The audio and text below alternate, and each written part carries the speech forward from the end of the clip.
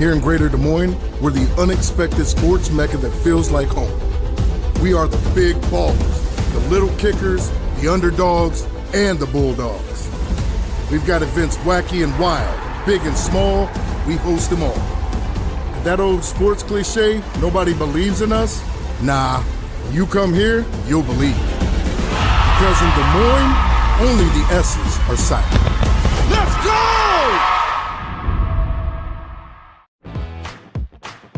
Being your family's grocery store isn't just about having the best butcher cut meat or the freshest produce. It's not about having the highest quality online shopping or experts who handpick your groceries. And it's not just about giving you the most affordable prices. Being your family's grocery store means making sure that you have all of that. And that's why at Fairway Meat and Grocery, it's what we've always been about. When you choose Delta Dental of Iowa, you set a chain of good in motion because we invest in your community.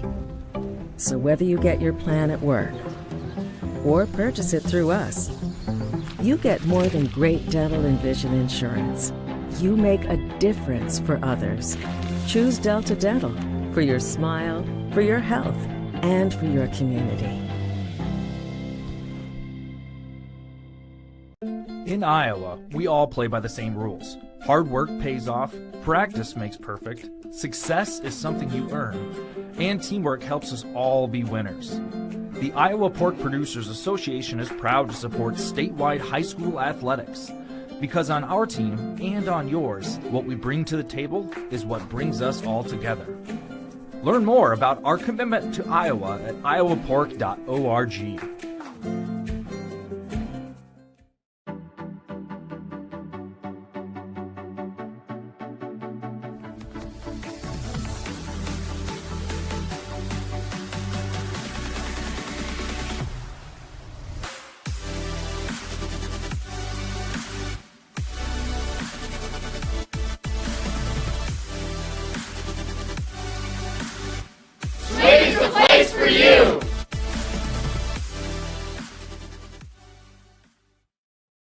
We'd like to welcome you to this year's Iowa Girls State Softball Tournament in Fort Dodge, Iowa.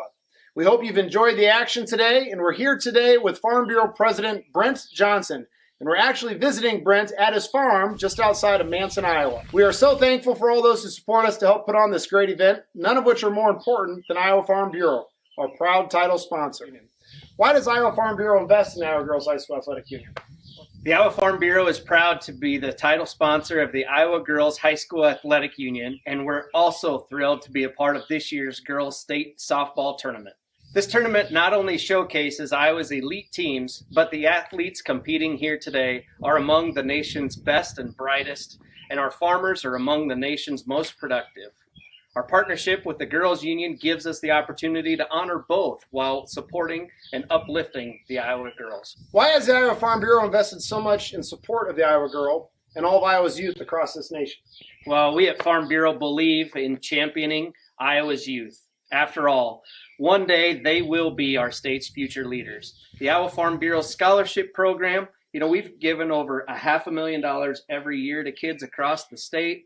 We've also teamed up with the Iowa Girls High School Athletic Union to sponsor concussion insurance at no cost to those athletes or their families so that they can continue to compete at a high level. We've also provided teachers over the last 8 years with over $450,000 so that they can properly equip their classrooms. And most recently, we've gifted $1 million to the FFA Foundation for their efforts to increase agriculture awareness and support their chapters across the state. The student athletes participating in this year's tournament are taking home some great souvenirs. The signature ball program, a memento that they can take with them so someday they can look back on their experiences here and know that the effort that they put in has really paid off, and really congratulate all those students that are competing here at this year's tournament. Thank you, Brent, and thank you, Iowa Farm Bureau. Now let's get back to playing ball.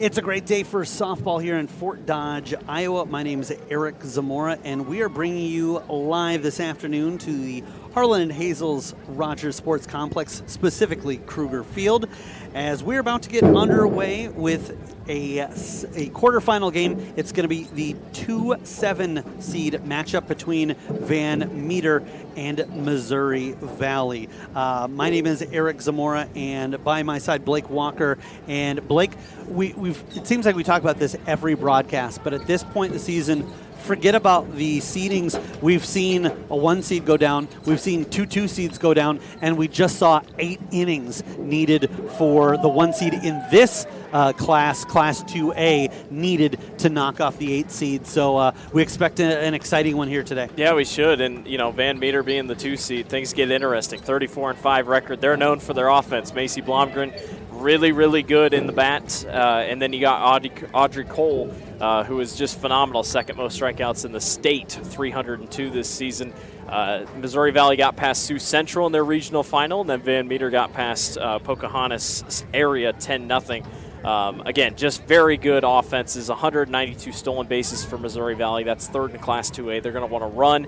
And then Van Meter, 305 team RBIs. That's best in Class 2A. They are going to be tough to beat. I expect, honestly, pretty high scoring for the most part. I know you got a good pitcher from Missouri Valley, but these two teams average about 9 runs per contest, close to. So expect a lot of points today.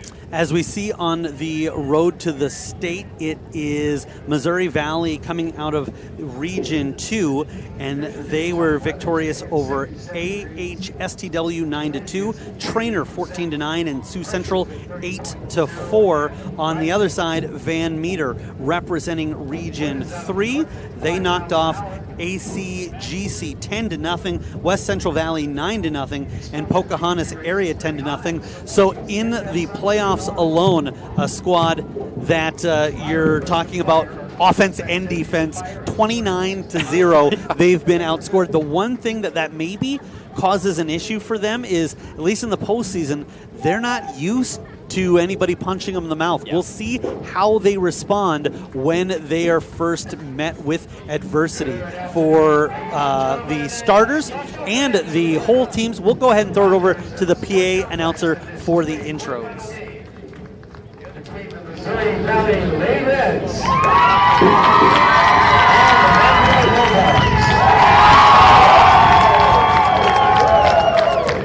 Winner of this game advances on to the 2A semifinal round tomorrow, and will play at 5:30 on Iowa Central Field. Now let's meet the visiting team, the Missouri Valley Lady Reds, here in your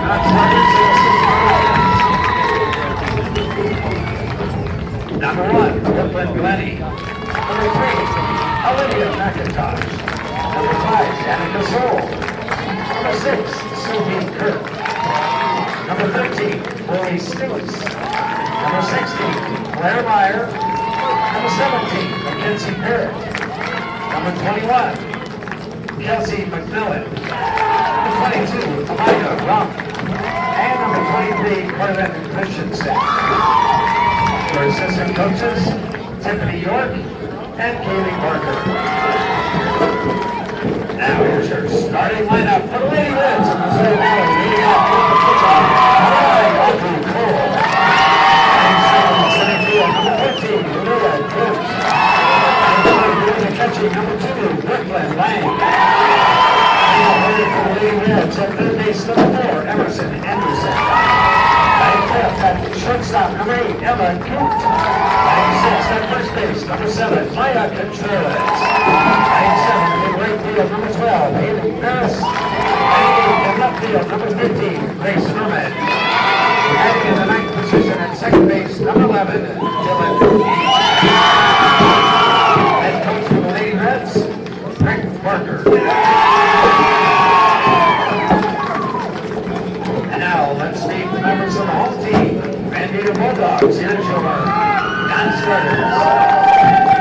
Number 1, Ashlyn Small. Number 2, Audrey Barr. Number 4, Bianca Prickett. Number 5, Julie Wasmansky. Number 7, Ashlyn Long. Number 9, Kennedy Weedman. Number 16, Lily Lindsay. Number 18, Alice Ruggles. Number 22, Catherine Shepard. For assistant coaches, Josh Braz, Hillary Holden, and Emily Block. And now, here's your starters for the Van Meter Bulldogs, leading off playing shortstop number 12, Lindsay Nesbitt. Playing second and third base, number 3, Lauren Rose. Playing third and center field, number 8, Betty Welder. Cleanup hitter for the Bulldogs, doing the pitching, number 23, Macy Blondred. Number 6, Ella Reimers. Playing sixth, doing the catching, number 17, Kelly Richards. Number 32, Beth Button. Playing eighth, the designated player, number 14, Katie Watt. Playing the ninth position, the right fielder, number 11, Destiny Starr. Playing the sixth player, playing at second base, number 20, Hallie Carritis. Head coach for the Bulldogs, James Laws. Now, ladies and gentlemen, please turn your attention to our home plate area. The umpires for this contest, as assigned by the Iowa Girls High School Athletic Union. At first base, Ryan Christner. At third base, Siri Gilfridi. And calling the balls and strikes this afternoon, Mike Christner. All right, who's ready for state tournament softball?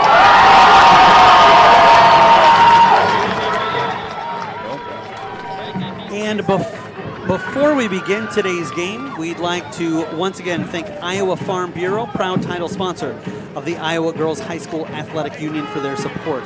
The Iowa Farm Bureau has an office located in each of the 99 counties across Iowa. We'd like to thank the offices listed on your screen for their support of the two teams playing in today's game. Van Meter being represented by Dallas County and Missouri Valley being represented by Harrison County. Thank you, Iowa Farm Bureau, for supporting the IGHSAU and the Iowa Girl. Well, we are just about underway, and we can go ahead and take a look at Around the Horn for the Van Meter Bulldogs. It'll be Macy Blomgren at the circle. She is going to be caught by Callie Richards. Going around the infield from right to left, Beth Button will be playing on the first base side with Hallie Carritis at second. Finley Nett in the shortstop, Lauren Wallace at third, and then from left to right, the outfield, Ella Reimers, Maddie Waldorf, and Destiny Sparks. The Missouri Valley Lady Reds will go with their pitcher, Audrey Cole, to lead things off. Leah Goots and Brooklyn Lang due up in the inning as well. Emerson Anderson, Emma Goot, and Maya Contreras, the middle part of the lineup, with Haley Ferris, Grace Herman, and Dylan Mead, the 7, 8, and 9 hitters. So for Van Meter leading the way, Blomgren, as she comes in with a .74 ERA. Right-hander rocks, delivers, and a check swing that's going to be called strike one on Cole. Yeah, Macy Blomgren just making her 10th start of the year. She's not the main go-to. There's really three pitchers Van Meter likes to run with: Bianca Prickett, Beth Button a little bit, Macy Blomgren, and then Maddie Waldorf. Expect that to be something that Van Meter relies on. If one of them has a bad day, they're ready to jump in next if needed. I am not one who buys into the mentality of, they say in football, if you have two quarterbacks, you have no quarterbacks. I think that having multiple quarterbacks, goalies, and pitchers is the way to go. And right out of the gate, it's a strikeout for Blomgren on Cole. Cole pauses to chat with Leah Goot before Goot heads to the box, giving her a little bit of a scouting report, and they'll have a similar vantage point as they're both batting from the right side box. Yeah, absolutely. Macy Blomgren, very animated here on the circle. Probably the most animated I've seen anyone to at least start a game for Van Meter. Macy's doing a good job here early. She's also one of the top hitters for the team, so a good advantage on the pitching and hitting side. Well, if she's going to be that animated, Blake, we're going to have to keep up with her pace as there's another one in. You know, I love the mentality of a pitcher who says, when I get ahead in a count, I don't need to waste pitches. I don't need to get them to chase. I've got enough stuff that I think I can come at them with. And there, didn't miss by much. A little bit low, a little bit inside. But right now, Blomgren looks like she just wants to mow down this starting three for Missouri Valley. Not to just get the outs, but a little bit of that intimidation factor as well. Yeah, this is a Missouri Valley team that, like I said, averages almost 9 runs per contest. But one thing, Eric, they only have 5 home runs the entire year. These aren't like crazy bomb hitters. They just get on base. They do what they got to do. The stolen base is 192. That's what gets you those scores. So it's a couple of straight balls as Goot lays off a closer one that third pitch, but the fourth one well in the dirt. Can't catch up with that one, however. And quickly, Blomgren has got herself 2 outs in the inning. She's got a lot of speed on her pitches. It's not like they're really crazy changeups or anything wild, just a lot of speed they're hard to catch up to. And this is not anything against any of the other uniforms that I've seen, but I love the look of Van Meter. It's the royal blue jerseys with white lettering and numerals, royal pants on the White Sox with a couple of blue stripes.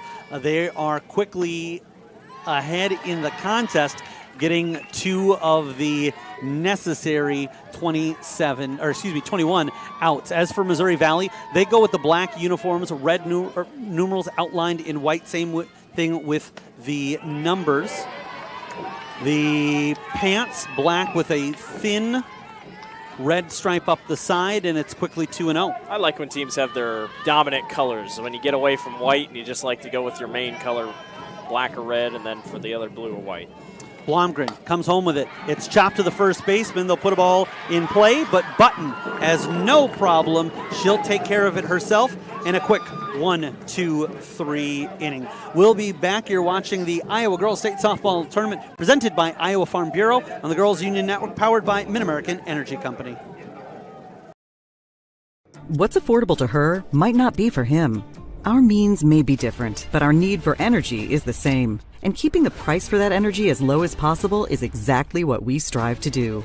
It's what we've always done. Investments made 10 years ago have kept prices nearly unchanged. Investments made today will help keep prices predictable for the future, with energy that's cleaner, reliable, and affordable for all. An energy future that's American-made. Mid-American. Obsessively, relentlessly at your service.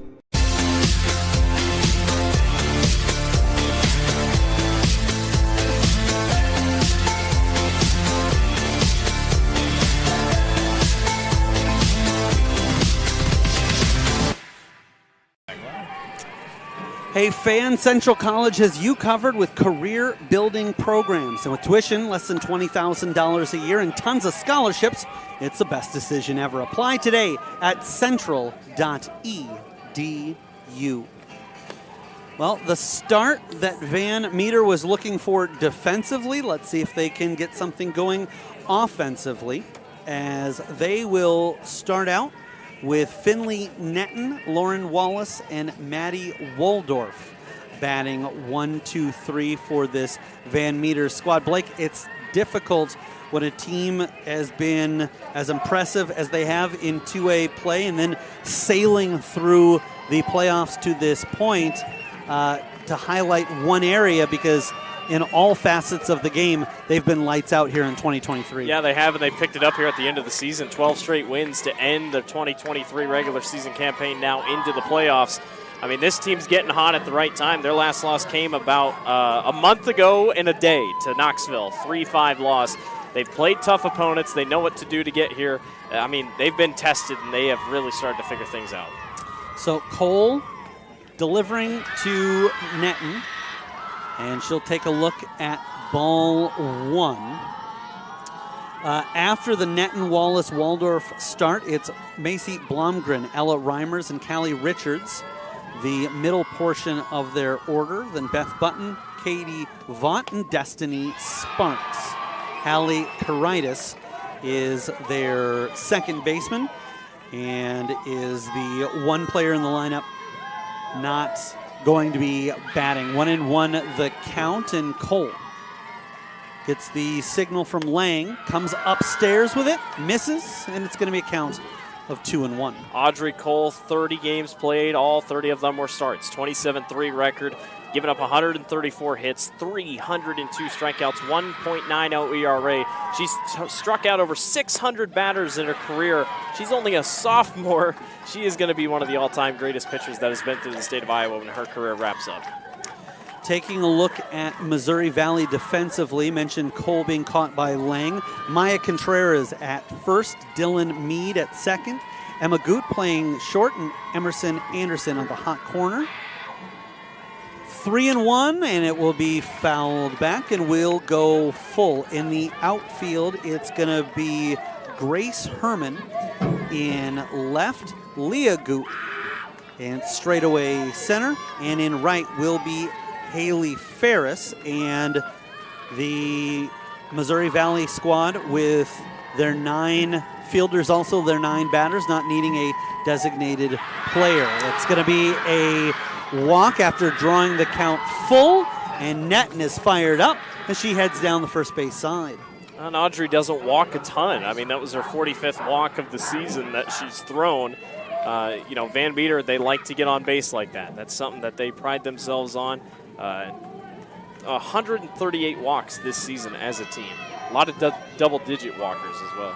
And you're looking at a team who's saying it's almost that walk sets up their offense. A stolen base attempt right out of the gate. That's going to slip into center, and slipping also was Netton as she got up from the bag, so she'll have to settle for just taking second. But quickly in the contest, just a pitch into the second batter, and already the Bulldogs with a runner in scoring position. I have no idea how that ball did not hit Finley as she slid into second base. It just barely missed her. She almost took off to third, but thought better of it.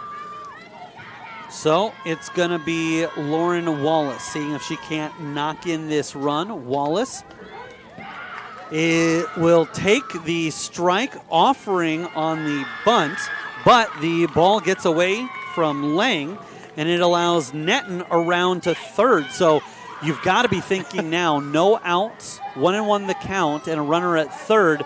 Van Meter is probably going to see if they can't do some blue-collar work and manufacture a run here. Yeah, and the options are limitless. I mean, you could bunt, you could do whatever you want here.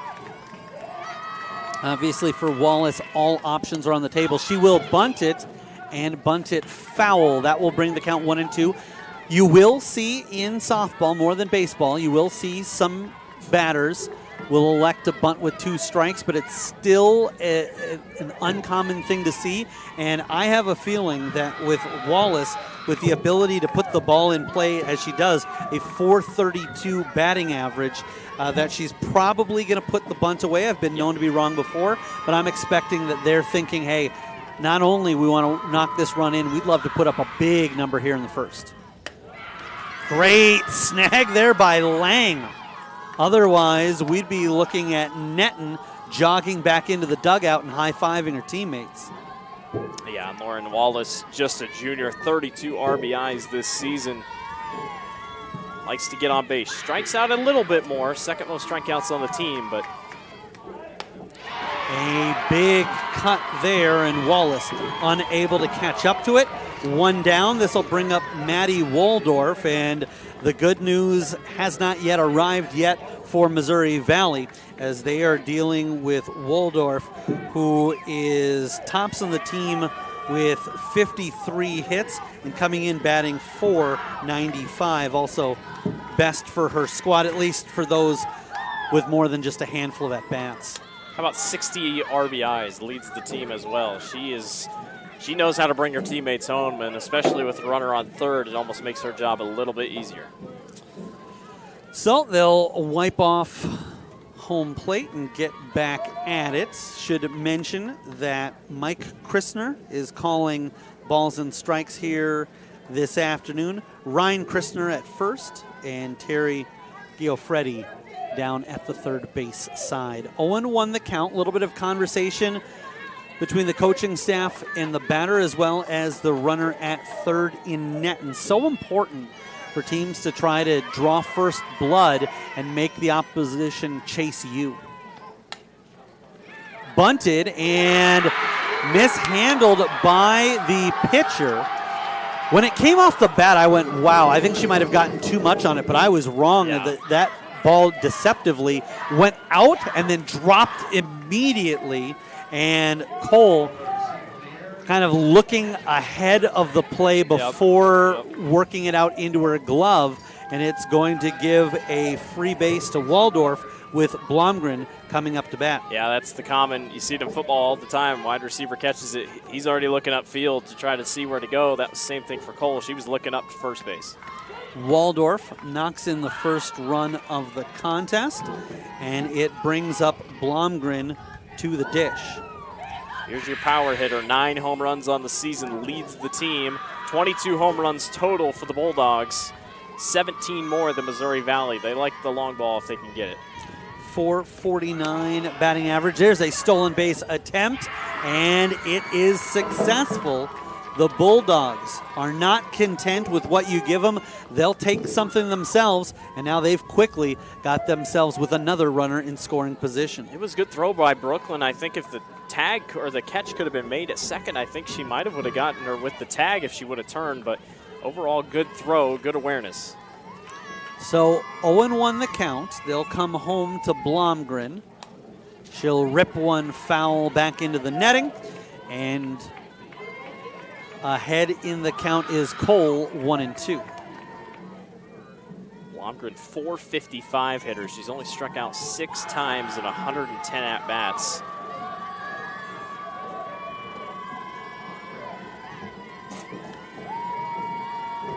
Cole winds, delivers, rip down the third base side, but foul. Didn't really, even off the bat, look like it was ever going to stay in, but she absolutely turned on that pitch, and that's going to make the left side of the infield and the left fielder, Grace Herman, aware that they need to be on high alert. There could be one screaming towards them at any moment. Hit right to the third baseman. She'll wait, try to eye back the runner, but at the end of the day, she just wants the out and will get it. So she will sacrifice Waldorf advancing to third, and Ella Reimers will come up to bat. A couple mind games there. Third baseman Anderson, she looked over to second, like you said, to Waldorf, and then she decided to go back. She says, I just need the out. Could have easily just given up nothing there. It's a game of chicken to determine who is more desperate, the runner to get to third or the fielder to either just make sure that she stays at second, or even at that point say, do I think I can throw to second, get you in a rundown? But at the end of the day, I think the Missouri Valley squad is very content with, hey, we're already down a run. Let's not compound the issue. Can't give this Van Meter squad extra outs, and they take what's given and the sure thing at first. Behind on that was Reimers as she goes to 0-2. Yeah, Audrey Cole, her rise ball is really starting to come into shape here. Starting to see it just a little bit more. First she got it on the corner for that strikeout. Now she's got a good spot here, 0-2. So big situation early in the contest for Missouri Valley, needing a punch out, a riser there, and for a hot second, Reimers looked like she might have considered offering, but patiently she lays off of it.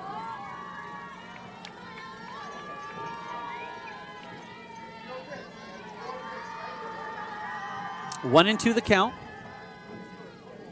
Cole, and it's going to be Reimers keeping herself alive, fouling that back. She's used to getting on base about a third of the time, coming in with a .336 batting average. Coach Flaws over there, James Flaws on the third base line, comes from a large family of successful softball coaches. A swing and a miss held onto by Lang. She shows it off. The Van Meter squad does get a run, and they will head into the second with a 1-0 lead. You're watching the Iowa Girls State Softball Tournament presented by Iowa Farm Bureau on the Girls Union Network, powered by Mid-American Energy Company. In Iowa, we all play by the same rules. Hard work pays off, practice makes perfect, success is something you earn, and teamwork helps us all be winners. The Iowa Pork Producers Association is proud to support statewide high school athletics. Because on our team and on yours, what we bring to the table is what brings us all together. Learn more about our commitment to Iowa at iowapork.org. Living your best life means something different to everyone, especially when it comes to healthcare. That's why Mercy One offers compassionate, personalized care. We are here for you with one team of experts, providing access to the primary care and highly rated specialty care you need, easily and conveniently. So go ahead, live your best life. We're with you every step of the way. Mercy One, your best life, our one purpose. Welcome back here with you live at the Girls Union Network, powered by Mid-American Energy, as we take a look at the first pitch of the second inning, called strike, in on Emerson Anderson. Anderson checks in with a .427 batting average, but she quickly finds herself behind in the count, 0-2. Rick Baker, the head coach for Missouri Valley. He is everywhere. He's the head football coach at Missouri Valley, assistant boys track coach, and junior high school boys wrestling coach. Coach Baker knows how to work with kids. Fouled back, and like myself, somebody who's worked in radio, worked in various broadcasting areas, I can tell you that makes tax time come fun. I have literally gotten tax returns where I go, I don't know who this is. And they're like, did you work for him? I'm sure I had to have. I just don't know what entity it was. Fouled back, and that will keep the count 0-2. I can see why they're late on everything right now. Blomgren's pitch is just flying right now, and Missouri Valley doing all they can here to keep up. Emerson Anderson, the freshman, tough spot ahead of her. And it's always interesting to see every pitcher's. We'll hold that thought. Wallace fires over to first, and Button comes up with it. Every pitcher has a little bit different of a routine, a little bit of different delivery and an approach. And I've seen some players, particularly thinking back to the Winterset game yesterday, and their pitcher almost with a little bit of a deception. Yeah. Here, Blomgren says, it's right here. Yeah. I'm not trying to fool you at all. There's no hiding it in the delivery. I just think I can blow it past you, and for the most part, she does. Well, in that Winterset, that Molly Breeding, she bends down. She almost gets to a 90-degree angle when she goes down and pitches. Always interesting, the different pitching forms here at the state tournament. Low, and also interesting to kind of track the pitchers as they advance levels. Sometimes you'll see coaches look at a pitcher and say, hey, you've gotten this far with what you've got. I'm ready to roll with it. And sometimes they say, you know what, I think that we've got a great product here that can be molded into something better where you don't have to work as hard to get the result that you're looking for. Right now, Blomgren missing the zone, so Emma Goot with a 3-0 count. We'll see if she's got the green light or if she's going to keep that bat on her shoulders. Well, kind of a combination as she ducked out of the way. She thought she might have had ball 4, but Blomgren does clip the inside corner. Emma Good of just one of 2 seniors on this Missouri Valley team. That really makes you think that no matter what happens this year, we're probably going to see them back here next year. And so the count has gone full. Goot will be backed up by Maya Contreras as the first baseman stands in the on-deck circle, trying to get a read on Blomgren. She hit that one with the barrel. And almost more of a defensive, protective swing than anything, but gets the job done as it gets her another pitch in this at-bat. Contreras, the other senior for Missouri Valley this season, so got them right here in the lineup next to each other. Blomgren comes home with it. Swinging through, and Goot is another victim on the strikeout, and it'll be Contreras now coming up. Yeah, Contreras this season, a little bit deeper down in the lineup. Seniors hitting .387, 28 RBIs though, 36 hits. Fouling that one back into the glove of Richards is Contreras. And 387 on the season. Well, there's just nothing going right now for Missouri Valley's hitting. Macy Blomgren is on a tear right now. They just cannot catch up with her.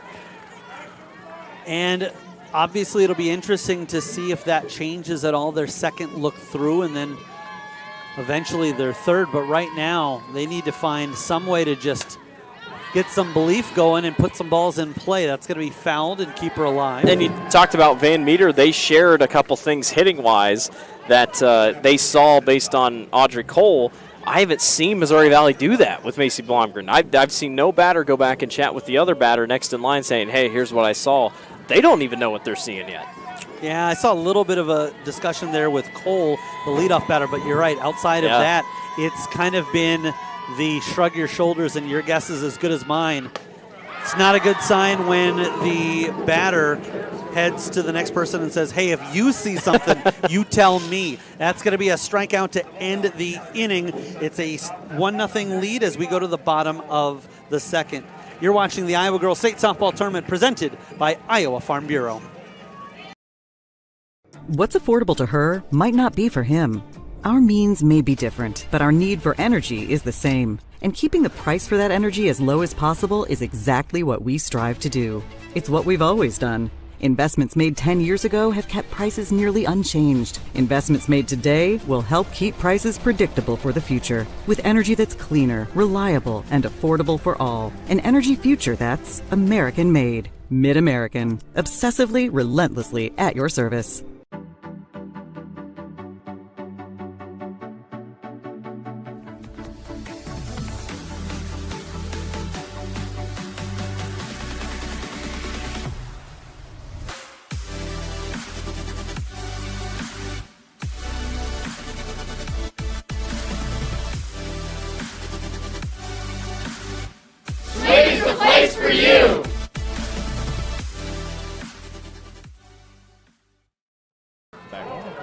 Welcome back here with you live on the Girls Union Network, powered by Mid-American Energy Company. Bottom of the second, Van Meter comes to bat. They've already scored a run. Didn't need a hit to do it. And they will have Callie Richards, their catcher, lead off this half of the inning. Now Richards, just a sophomore, 1 homer on the year, 38 RBIs. That is fourth most on the team, a .396 hitter down in the batting order.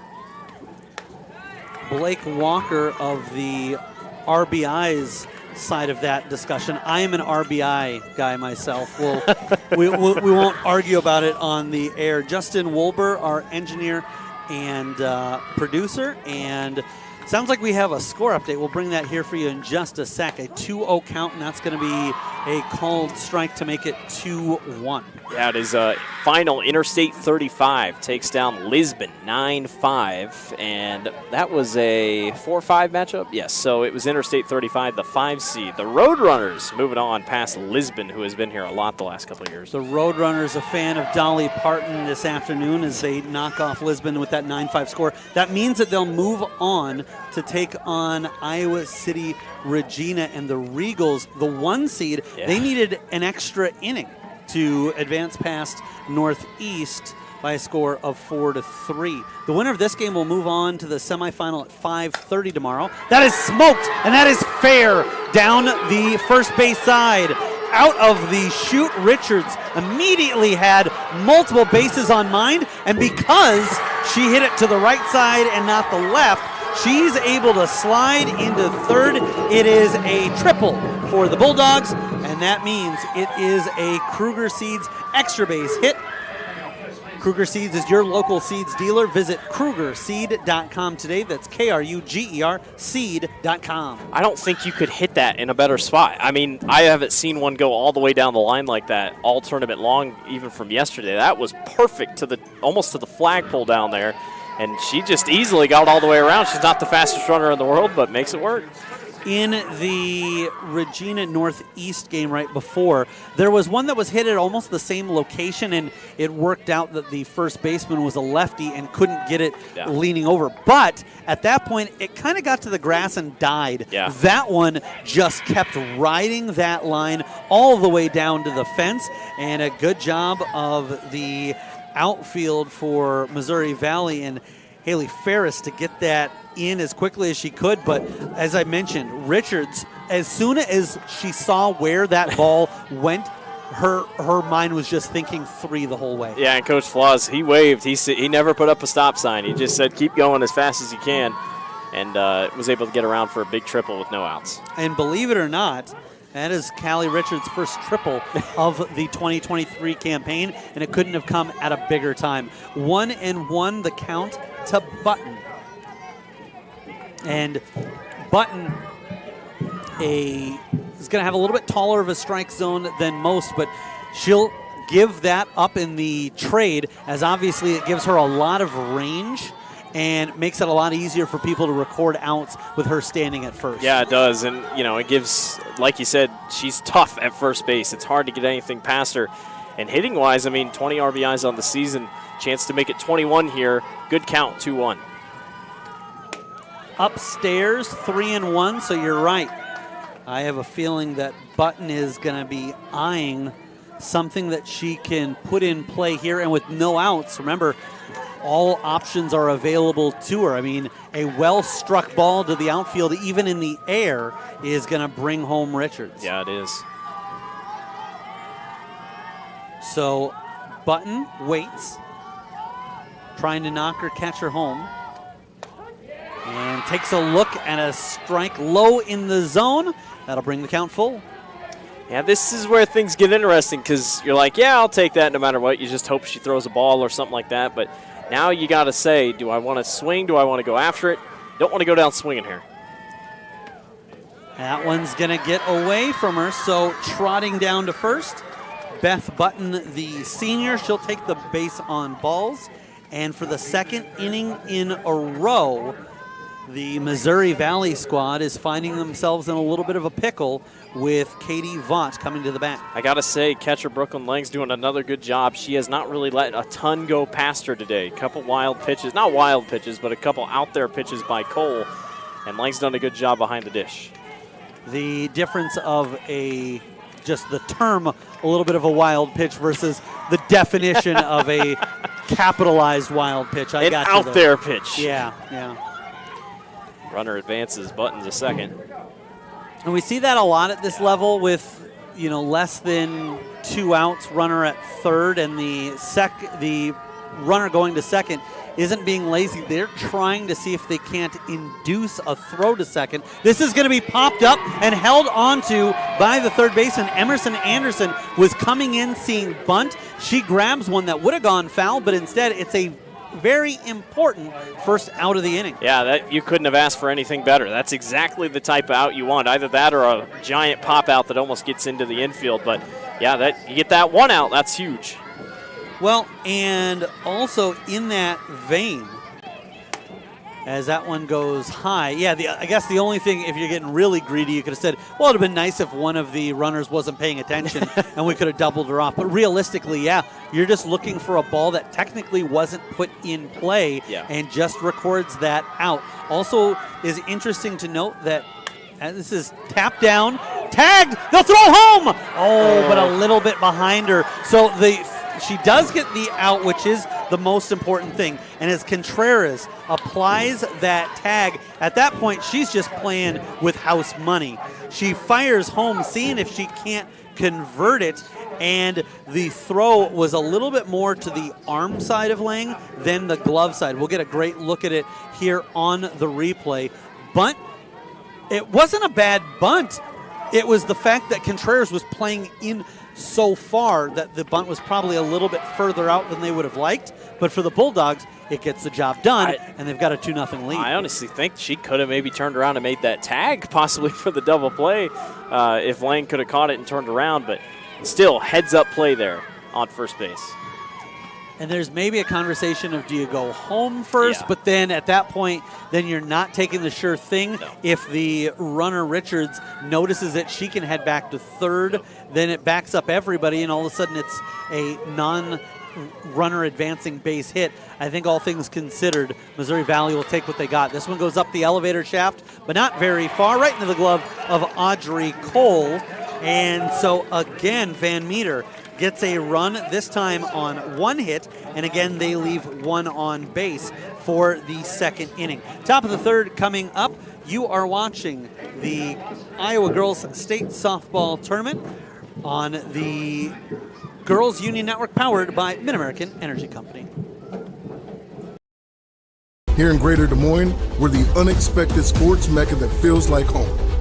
We are the big ballers, the little kickers, the underdogs, and the bulldogs. We've got events wacky and wild, big and small, we host them all. And that old sports cliche, nobody believes in us?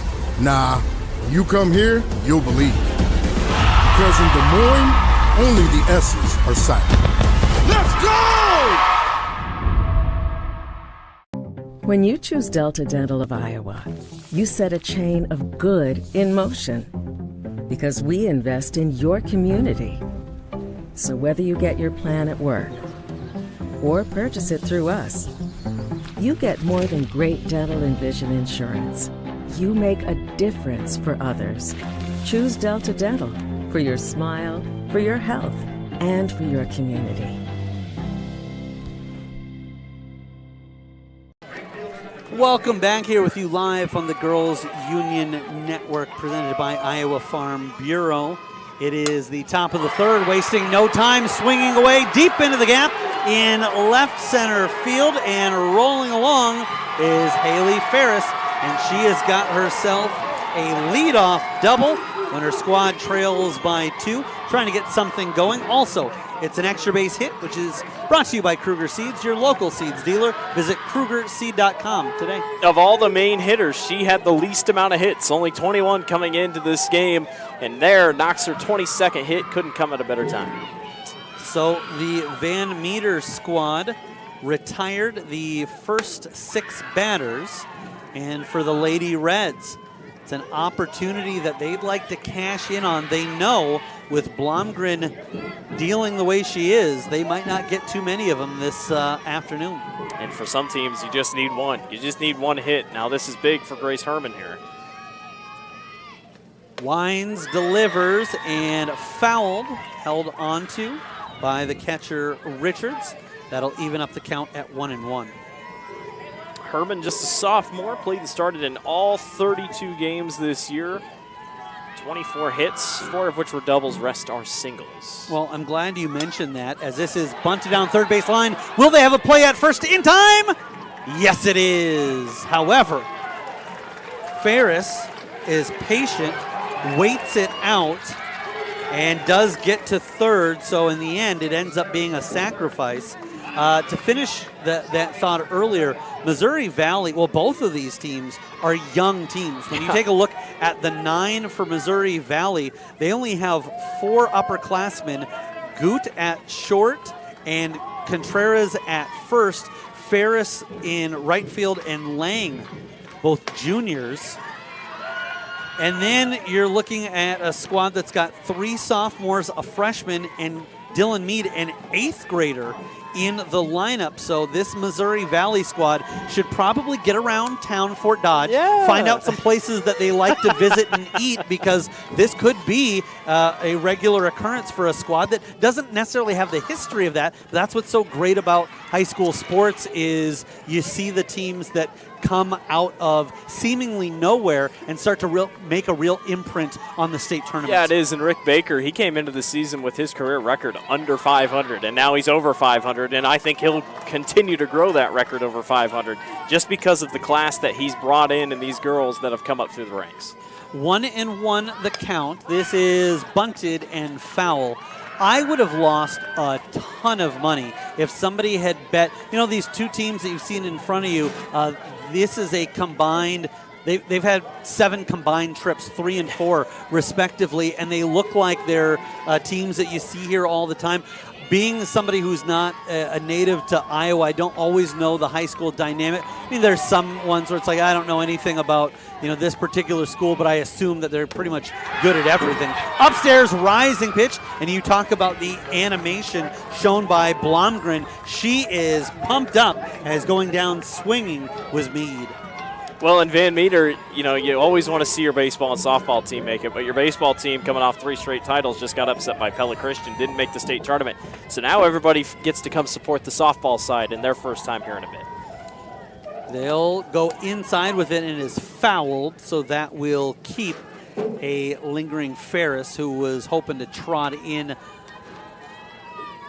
unopposed, but the home plate umpire will back her up and send her off to third. Boy, how big this would be for Van Meter defensively. You give up that leadoff double, but then if you can keep her stranded here, that's huge going into the fourth. Well, and almost without saying so, that was kind of my thought when they started out with a leadoff double.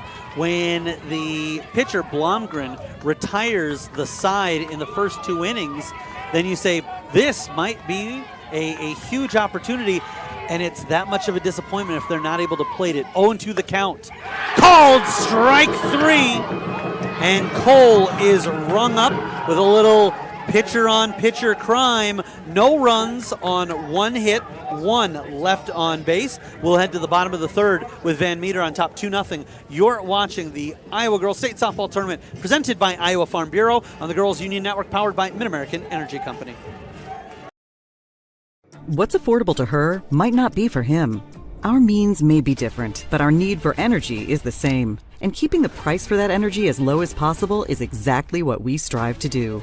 It's what we've always done. Investments made 10 years ago have kept prices nearly unchanged. Investments made today will help keep prices predictable for the future. With energy that's cleaner, reliable, and affordable for all. An energy future that's American-made. Mid-American. Obsessively, relentlessly at your service.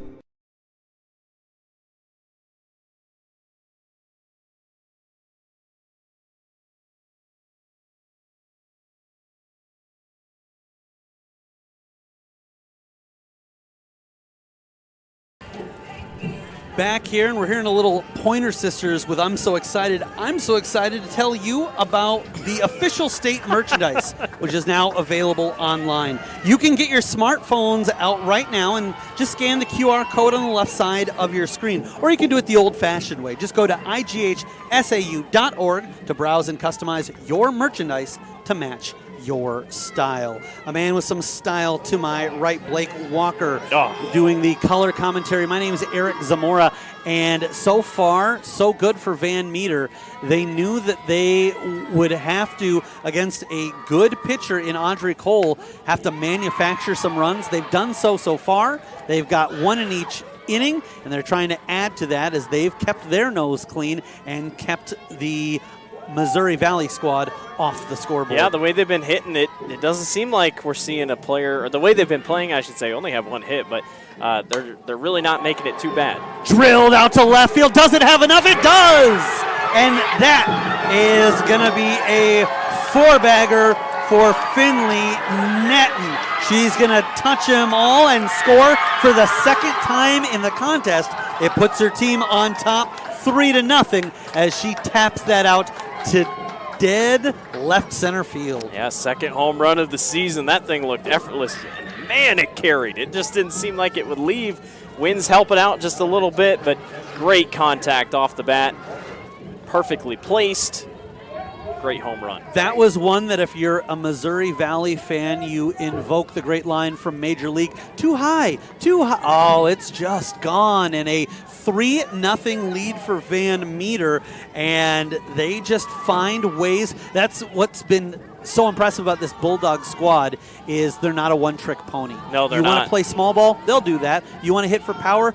We'll do that. And then on top of it, we have a pretty good feeling that with the wide assortment of pitches that Blomgren has, she's going to find a way to get you out. I'm starting to see how they've outscored opponents 29-0 here in their last 3 games. It sure is making sense so far. Lauren Wallace steps up, batting .432 coming in. She did strike out in the first, but probably a little bit fired up after seeing Netton touch them all there. How about 7 out of their last 8 games, Van Meter scored double digits. Yeah, and one of those that they didn't was the 9-0 playoff win. So they're coming at you from all areas of the game, and that's what you like to see. It's an opponent that goes in and says, there's only one way we know how to win. It's hard to win in Fort Dodge because you're going to face 3 different opponents. For Van Meter, they're like a Swiss Army knife. Yeah. They can match up against you however you want to play. Yeah, it's crazy because, yes, the hitting is so good, but on the other side, the defense is there as well, you know? I mean, you could score as much as you want, but, you know, you'll sometimes always have those high-scoring games. I look at Missouri Valley, third game of the season, lost to Underwood 14-13. You can just imagine a game like that. This one's going to be hit, slowed down by the third baseman, and after that, glanced off the glove of Anderson. Emma Goot there to back her up, and that's a smart decision. It wasn't a strongly hit ball, and then it was slowed down, and Goot knew she had no play there but to potentially throw the ball around the infield. Why compound the issue? And they'll take a timeout to talk things over.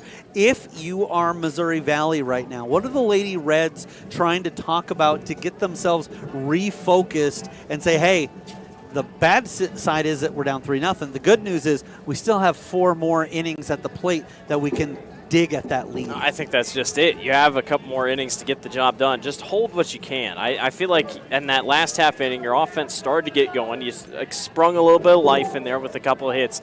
You've done this before. You've been in games like this before. Just, you know, settle down. You're behind one of the best pitchers in the state of Iowa. She's going to get things figured out. In the infield, I was going to talk about it. Shortstops, it separates great shortstops from good shortstops to not make that throw. Be smart like she was and decide, I'm not going to throw it across the diamond. I'm going to hold on to it, and we're going to live another day. Good job by Emma Goot. So the winner of this game will move on to take on either the 3-seed Central Springs or the 6-seed West Monona, and we will certainly bring for you scoring updates as those come across. I'm not sure if their game got underway on time, but if it did, then they should be about 20-25 minutes into their quarterfinal matchup. Cole is set, looking to come home with it. A little bit of a riser there, and good job there laying off of it was Blomgren. Looks like they're about near us. I think they're in the third inning as well, so 0-0 over there between those two, Central Springs and West Monona. This is hit up high and caught by the shortstop, Goot. Will throw it over, and this is going to allow Waldorf to head on down to second. Waldorf's playing a couple, tricky games. She wasn't going to take off to second anyway, but she, I think in a way, was like, yeah, I'll kind of work my way back to first base. I dare you to throw it here, and that's the reason. So, Reimers we'll see if she can't advance Waldorf.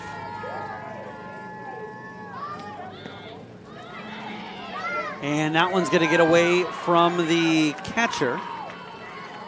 So we will have a runner at third once again in Maddie Waldorf, and this is going to pose issues for Missouri Valley. At this point, they know they're heading into the fourth trailing. They just like to stop the bleeding and keep it a number that they can deal with. And you got a player on deck, or the player on ready to bat here, or batting right now, I should say, that's got 3 third most RBIs here on the team. Also right there, that ball kind of snuck away. Could have easily taken off.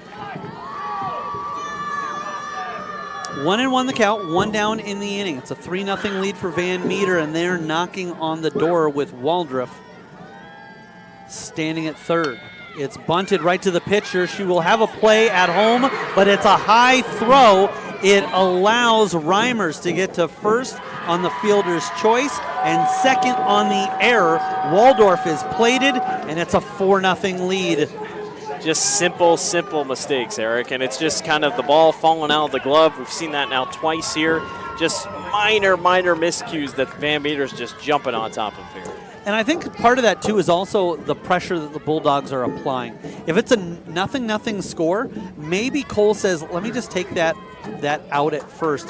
There she's probably playing high risk, high reward, knowing, man, nobody's been able to solve Blomgren. So how are we going to come up with 3, let alone 4 runs? And that might have led to her decision there. This one is knocked down by the catcher. Throw to third, and it's a one-hop into the glove of Anderson, but not in time. Rather, that was Goot covering for Anderson at third. And almost like a snap of the finger, we're back to what we were. One out and a runner on third. So, I mean, Van Meter's just easily just working. We were thinking Missouri Valley was going to be the top stolen base team in this game, but it turns out Van Meter's just doing it all. Richards, last time she was up, roped one down the first base line and ended up at third. Here, I mean, she'd take another triple for sure, but she's just thinking, hey, I need to find a way to knock in Reimers and make this a lead that seems insurmountable to the Lady Reds. They're thinking bunt again, which if it ain't broke, don't fix it. That's what got you that run last time here. So why swing for the fences when you can just go back to what's gotten you scores? And Van Meter right now in a situation with a 2-1 count. They'll come home with it, and it's bunted foul.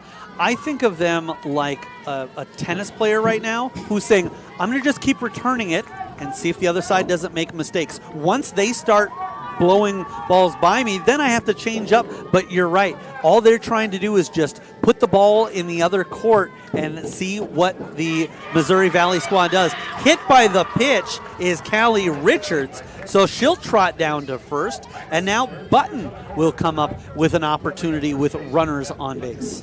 It's not the person you want to see up with Beth Button. I mean, just a good power hitter. Looks like they're going to get an IMT insurance runner here. Yeah, for Van Meter, coming into the contest is going to be Kennedy Weedman. She is a junior, and as you pointed out, another IMT insurance substitution. Learn how you can be worry-free with IMT at imtins.com. Weedman, 12 stolen bases this season on 14 attempts. Finley Netton's the main stolen base girl, 48 this season on 50 attempts coming into today. And Button primarily a first baseman, but did have 5 appearances as a pitcher on the season. And indifference shown to Richards. She stopped to smell the roses halfway to second, but not going to be caught by that was catcher Lang, and they will allow her into scoring position. Well, Button's thinking bunt again. Now she swings through. Button with a healthy cut there, and again, perhaps that's that if I show one side, then can come with the other, and a good pitch for that situation. Low and maybe a little bit off the plate, but enticing enough to get Button to pull the trigger. That one, though, and Button could easily lay off that one upstairs and well outside, counts 2-1. The last thing you want is just to give it up on a wild pitch. You want to make them earn it, if anything. I know you don't want to give up anything anyway, but if you can make them earn it, it means a lot more here. Catches that inside corner. Button thought she was staring at 3-1, but instead it'll go to 2-2. But with Button, she's got an opportunity, barrel on her shoulders, and she can reach the 20 plateau, or excuse me, the 21 plateau with a well-hit ball. That one actually hit off of her own equipment, fouls it off, but she seems to be no worse for the wear. And Audrey's been liking the corners, a lot of high-heat corner ball, but this time against Button, Button has such strong reach that Audrey knows I got to jam her if I can, and that's what she's trying to do the last 2 pitches. Yeah, if there's an area to attack on Button because of her reach, it's probably inside. See if she can't T-Rex her. That's fouled off to keep her alive. That was such a good pitch, though. Just a perfect changeup, and Button barely got contact on it. Yeah, it looked like Button was going to be a little bit too early and may have even kind of adjusted on the fly her angle, her trajectory of her swing, but she stays alive and brings the attention back to her with Cole, the sophomore, looking to find a punch-out pitch. Fouled back towards us, and we'll go back and do it again. You know, stamina's the thing. And, Audrey, she's pitched so many games. She's pitched all but 2 games this season. Long at-bats get to somebody. I mean, it doesn't matter if it's, physically or mentally. Got to hang in tight here. Still 2-2. Cole goes upstairs, has a pitch to waste. Didn't necessarily want to there, but she'll have to. And it brings the count full. Still just one out. Yeah, with that in mind, you hate to say it, but for Missouri Valley, a walk isn't the worst thing in the world, but a strikeout's a better one, as she's able to outlast Beth Button in a great pitcher-batter duel that was going the distance and eventually goes the way of Audrey Cole. Yeah, that was absolutely phenomenal. 2-1 at one point, works her way all the way back, gets a great strikeout. Cole's starting to dial in. This one's going to be popped up to the left fielder. Herman will get underneath it. No problem. And that will end the inning. But Van Meter doubles their lead. They're on top 4-0. You're watching the Iowa Girls State Softball Tournament presented by Iowa Farm Bureau on the Girls Union Network, powered by Mid-American Energy Company. Hello, I'm Brent Johnson, an Iowa farmer from Calhoun County and president of the Iowa Farm Bureau. As proud title sponsor of the state softball tournament, the Iowa Farm Bureau is dedicated to creating a vibrant future for Iowa through partnerships and programs that help cultivate individuals with great character, a strong work ethic, and exceptional leadership skills. Making it to the state tournament is a great accomplishment that takes a lot of support. That's why we provide millions of dollars in awards, grants, and scholarships that recognize athletic and academic excellence. The well-being of Iowa students is also very important to Farm Bureau. That's why we provide concussion insurance coverage at no cost for all students in grades 9 through 12 who participate in a sanctioned sport. As just one of only 7 states to provide this coverage, it's just another way we're striving to support Iowa's outstanding young leaders. So, from the Iowa Farm Bureau, congratulations to all the players and coaches on an outstanding season, and good luck in the tournament. Top of the 4th, and it's a 4-0 lead by Van Meter. At this point in the season, there's no style points. You advance any way you can, and that's the way the Bulldogs are doing it. 4 runs on just 3 hits. They've been aided by a couple of errors, a couple of walks, and a hit batsman. And right now, that sounds as good as 4 home runs, giving them the lead. Whoa. Diving over her right shoulder, and Netton comes up with it and creates the first out of the inning. What can't she do? She's had a heck of a day today. So it will bring up Brooklyn Lang with Emerson Anderson due up next. Brooklyn's done so well behind the dish. Trying to do it here to the side of it here. Get some offense rolling. Just 1 hit here by Missouri Valley. Lang comes in with a north of 400 batting average, but her one time up, she grounded out to Button, who was able to take care of the unassisted put out herself. And earlier I talked about 5 home runs from Missouri Valley. Well, that's all one player. That's Audrey Cole who's done all that. So if you're thinking later in games, if bases are loaded and whatnot, and you're like, all right, let's get a home run. Well, statistically, it's not on your side if Audrey's not up to bat. Lang with a healthy cut there. 1-1 the count. Blomgren delivers. Little bit of movement upstairs, but it stayed in the strike zone, so swinging at it or looking at it would have resulted in the same 1-2 count. Yeah, it's a pretty good rise ball. It's not, like you said, it doesn't have a lot of rise on it, but it sure looks good to the batter until she swings. Just enough to throw your angle off, but a lot of times not enough to exit the zone. Good eye shown there by Lang, 2-2 the count.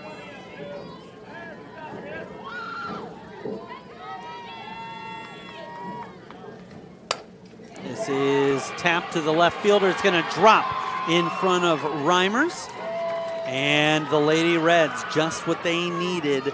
A little bit of a spark as Lang gets to first.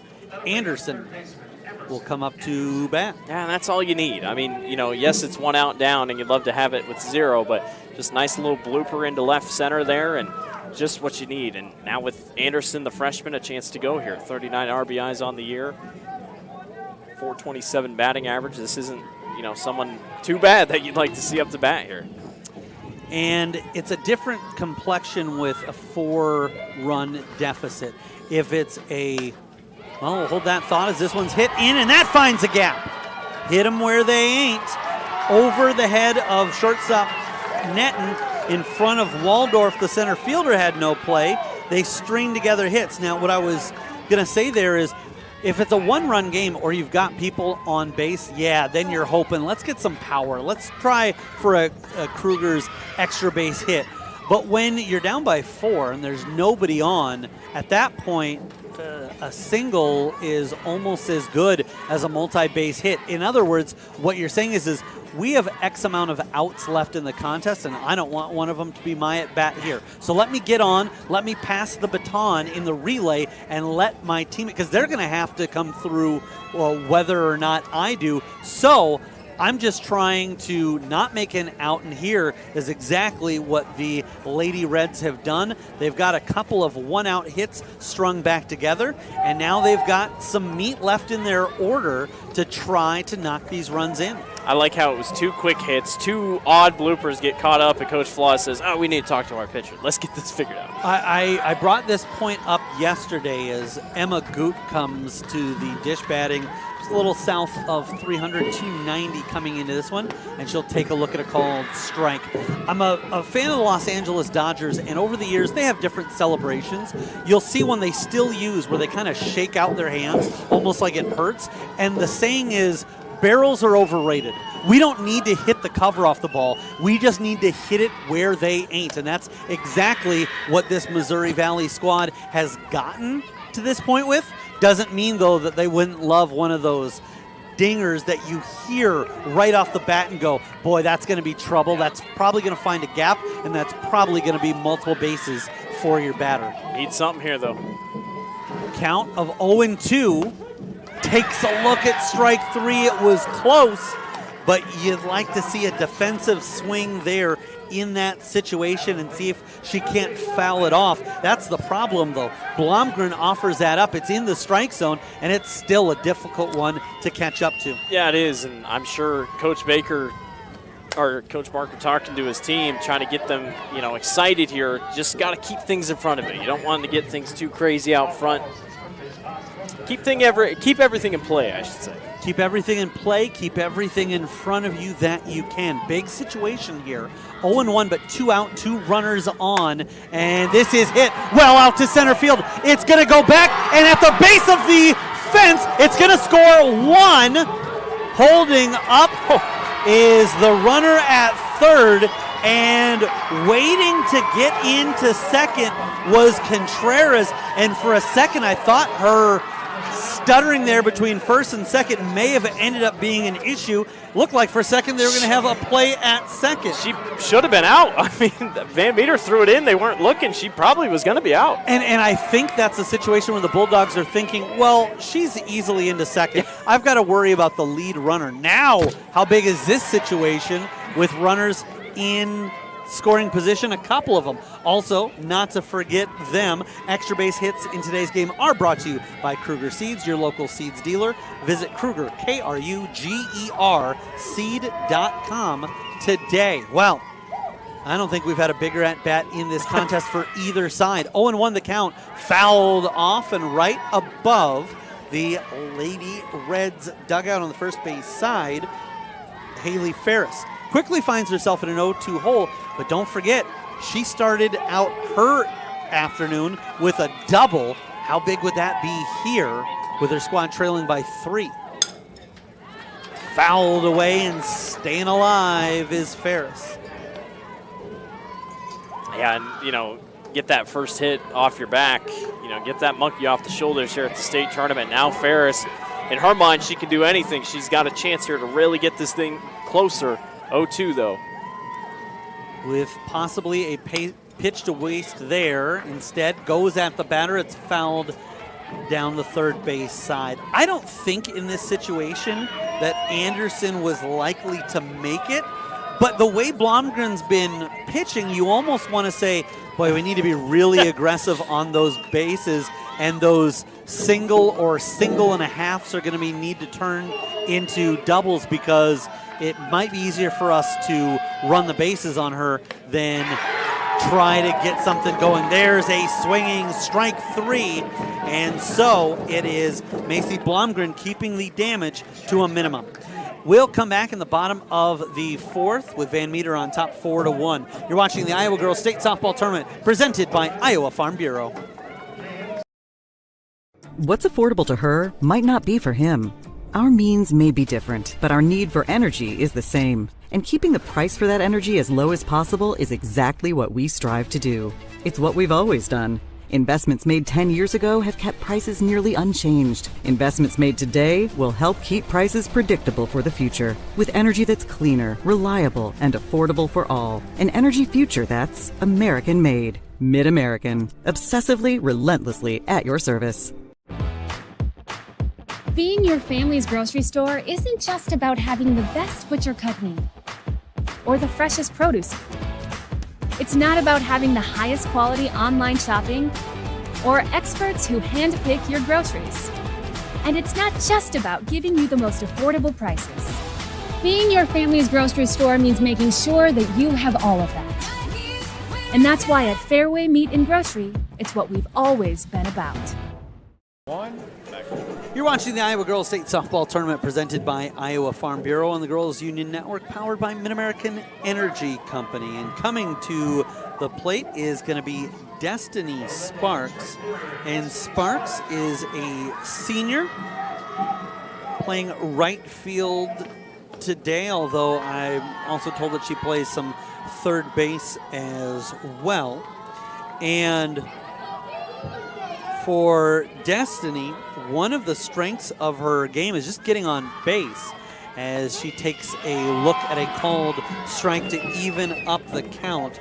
But for a batter later in the order, so obviously not going to get nearly as many at-bats as some of the others, just 85. She's got 11 walks on the season, so she's patient at the dish, although right now she finds herself in a hole 1 and 2. Yeah, and if you're Missouri Valley, it's frustrating. You got 4 hits. Van Meter's only got 3, but you're the one down 4-1. Your pitching is starting to figure things out there with that strikeout. Just got to keep things going, get your offense rolling. So it'll bring up Finley Netton, who's 0 for 1 in the contest. Did have a walk and a stolen base back in the first. And her second time up ended the second, but then the Bulldogs started out the third red hot with Wallace and Waldorf each scoring. 1 out, 1-0 the count. Netton kind of takes a look at the barrel of the bat, gets herself set, and takes a look at a called strike on the outer portion of the plate. I think Cole's getting a little bit more comfortable, that's for sure. Just settling in. It's her first time at the state tournament as well. First time since the Reds have been here since 2011, where their assistant coach was the pitcher. Unable to catch up with that one was Netton. So she finds herself behind in the count, just a sophomore.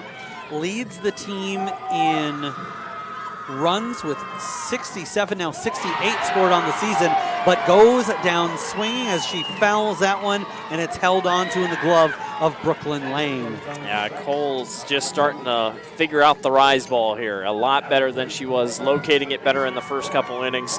Now she's in a groove, and now Van Meter's going to have to adjust. 3 strikeouts in the first 3 innings for Cole, but she picks up the first 2 batters with K's here in the fourth. Off the mark inside.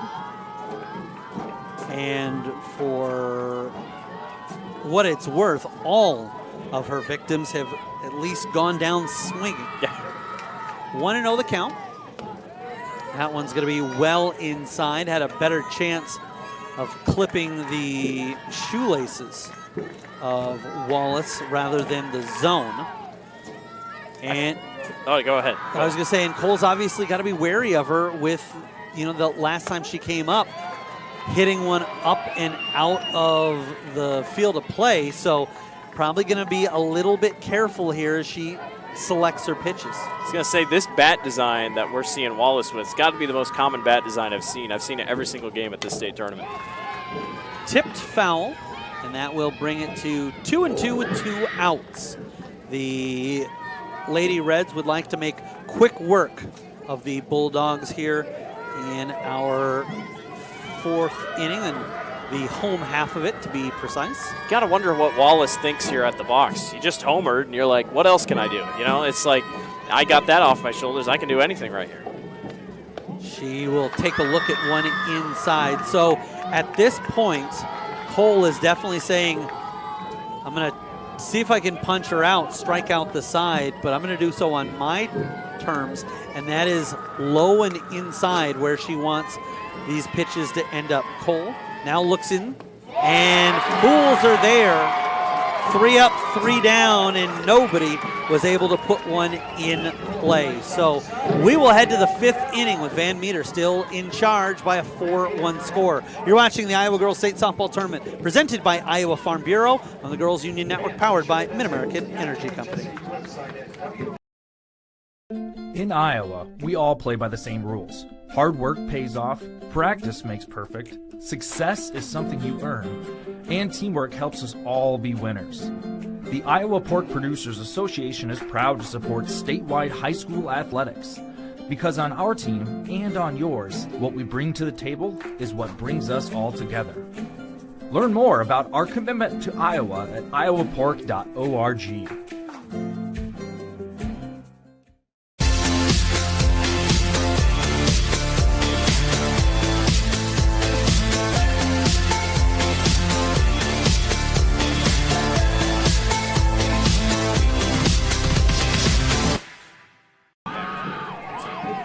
Hey fans, Central College has you covered with career building programs, and with tuition less than $20,000 a year and tons of scholarships, it's the best decision ever. Apply today at central.edu. A great look of that Central College sign out in right center field, courtesy of Randy Nielsen, our camera operator. Justin Wolber, our engineer and producer. Blake Walker is our color commentary. And my name is Eric Zamora as we take a look at one called on the inside corner.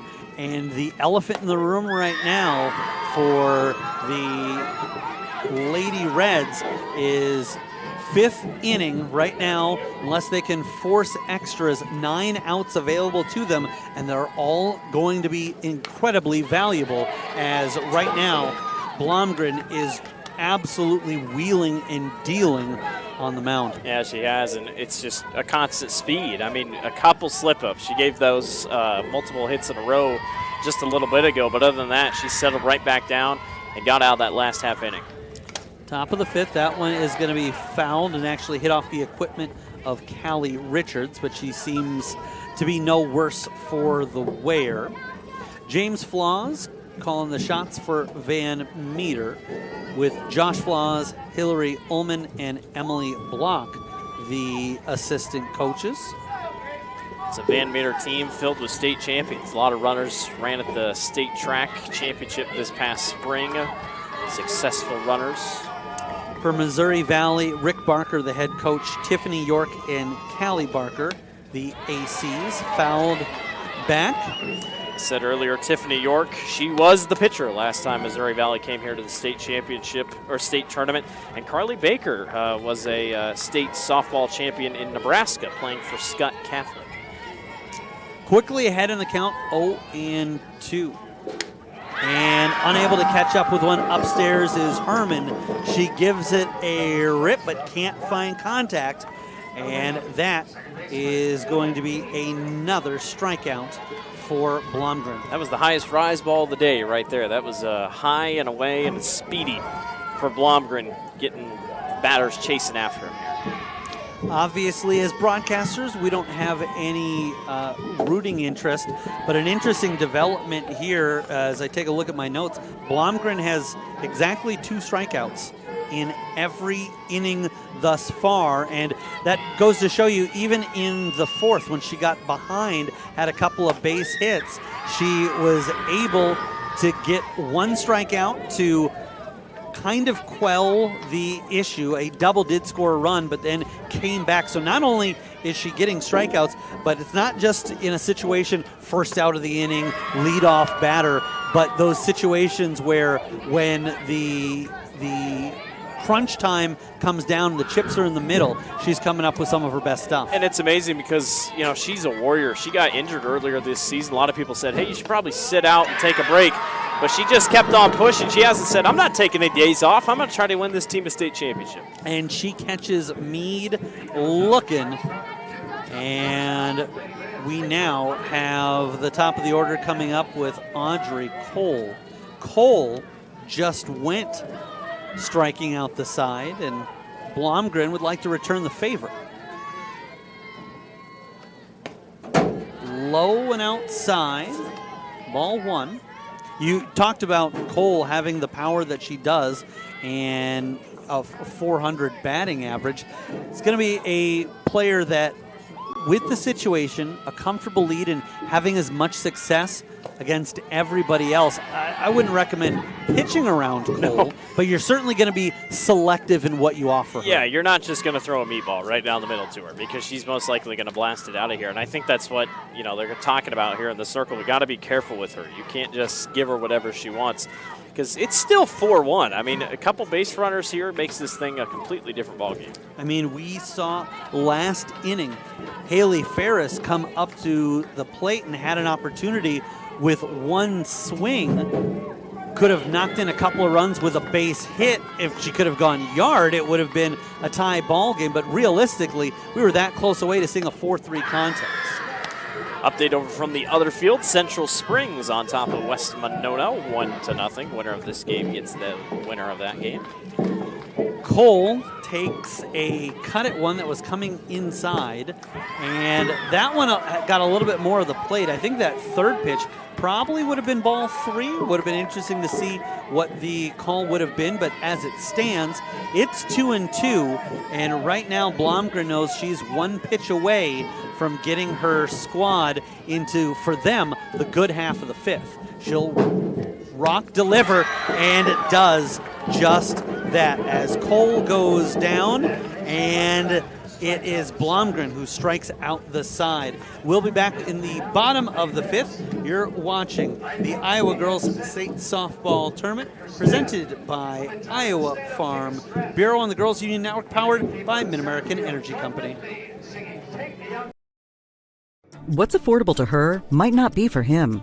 Our means may be different, but our need for energy is the same. And keeping the price for that energy as low as possible is exactly what we strive to do.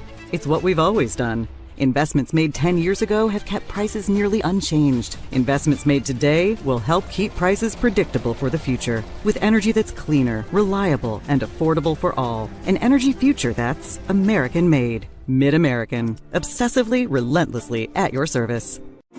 Living your best life means something different to everyone, especially when it comes to healthcare. That's why Mercy One offers compassionate, personalized care.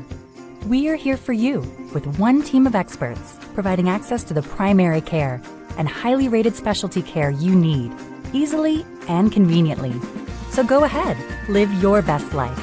We're with you every step of the way. Mercy One, your best life, our one purpose. And welcome back here with you live at the Girls Union Network, powered by Mid-American Energy. As we have hit the bottom of the fifth, Maddie Waldorf, Macy Blomgren, and Ella Reimers will be coming up to bat this inning. And if you're Van Meter, yeah, you feel comfortable, but you don't quite have the cruise control set yet. You're still trying to make, right now you can argue that a run is worth more than a run because for Missouri Valley, they feel like we've stopped the bleeding. We just struck out the side. Things are rolling your way. A run here might be detrimental to the psyche of the Lady Reds and their belief that they can make this epic comeback. I don't know about you, but 3 runs feels a lot better than 4 runs. That's just kind of how you look at it. So, like they said, they just got to hunker down here, hold your own on defense. Offensively, you have more hits than Van Meter. It's just defensively, you got to get the job done. Yeah, that's the difference is some of the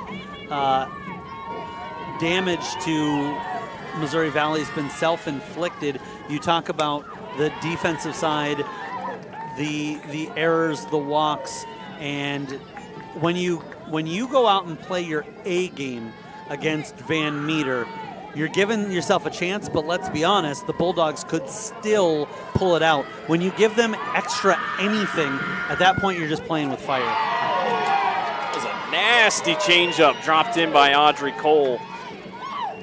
It's not a pitcher's duel by any means, but it's kind of a pitcher's duel. The score doesn't seem like it, but those 3 errors by Missouri Valley, though, that's the reason the score is the way it is. Waldorf goes down looking, and for Cole, she's struck out the last 4 batters and 5 out of the last 6.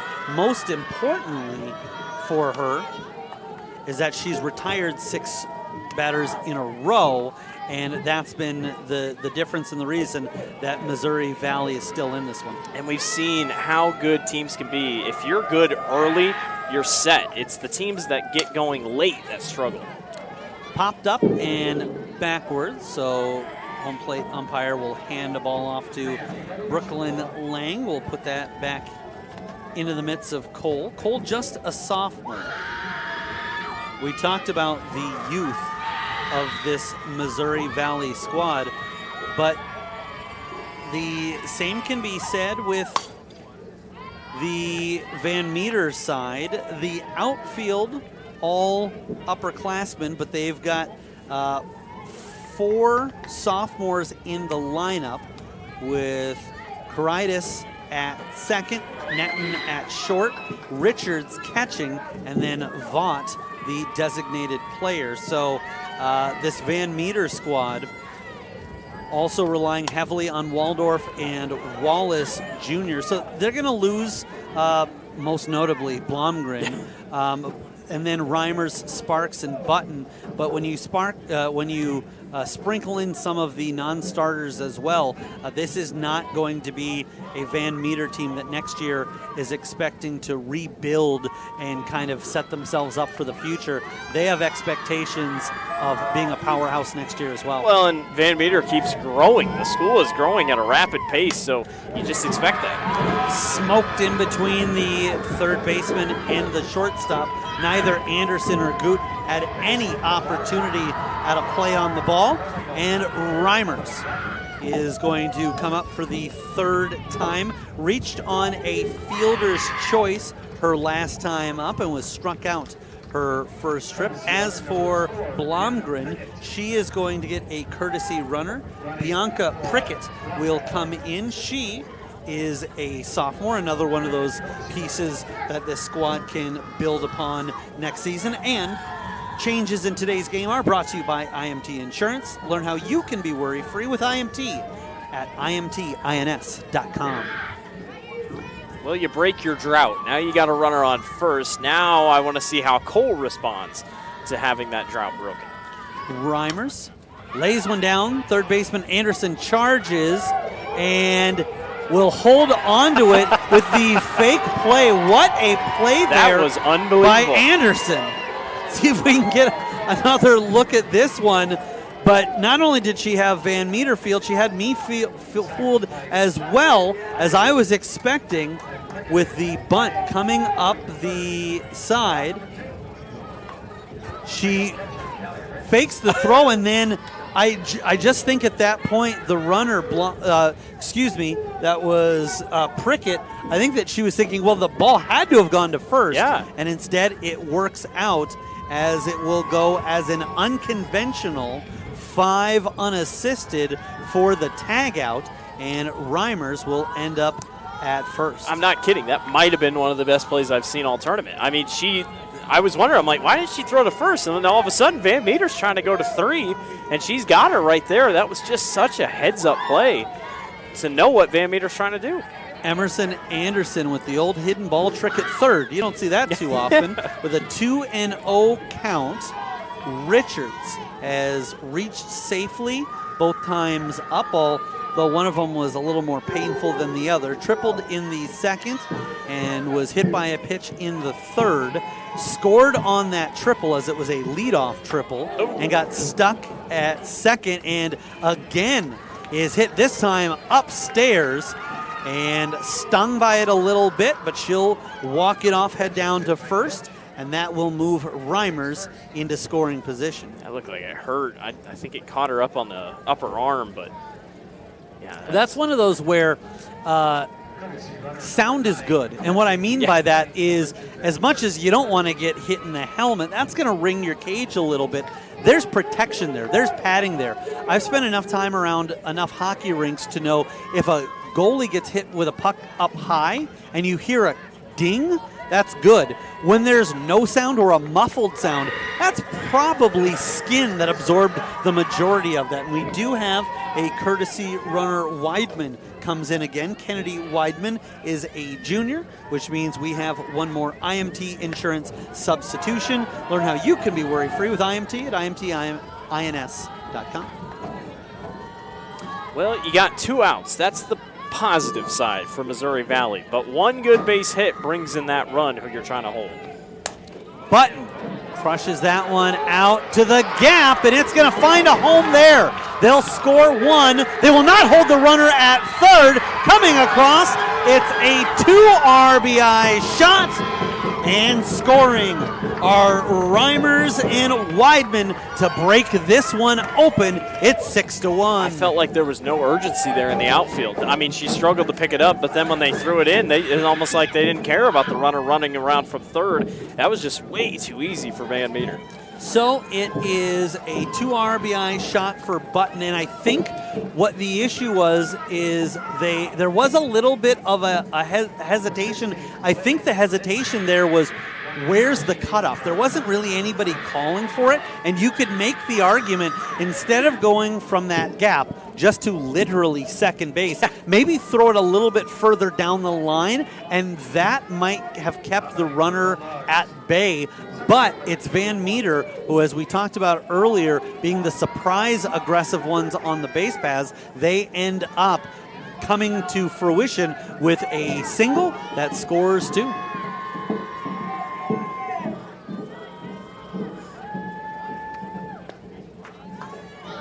And the first offering is low. Lily Lindsay is the courtesy runner for Button at first. And IMT Insurance getting their money's worth this game as we have another runner changing places. That one's going to be fouled back. It'll bring the count to 1-1. Central Springs has blown things open in the bottom of the fourth. They lead 6-0 over West Monona. So if that score and this one hold, the two teams would meet in the semifinals.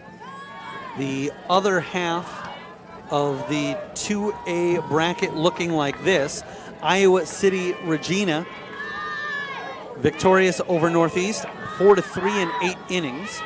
Interstate 35 knocked off Lisbon 9-5. So I-35 with the quote-unquote upset, but Van Meter and Central Springs trying to keep the rest of this 2A bracket chalk to this point. And for Van Meter, they'd like to keep the next couple of games with the home team advancing and then flip that script in the championship should they end up taking on the Regals of Iowa City Regina.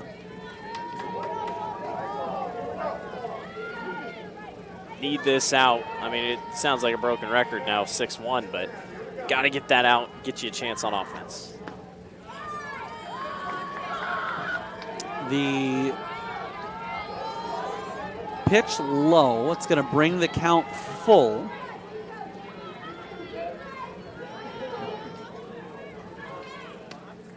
And a call to strike 3, not held onto. They'll throw down to first, and it will end up being Contreras who records the last out. But the Bulldogs strike for a couple more, and they're on top by a 6-1 score. You're watching the Iowa Girls State Softball Tournament presented by Iowa Farm Bureau on the Girls Union Network, powered by Mid-American Energy Company.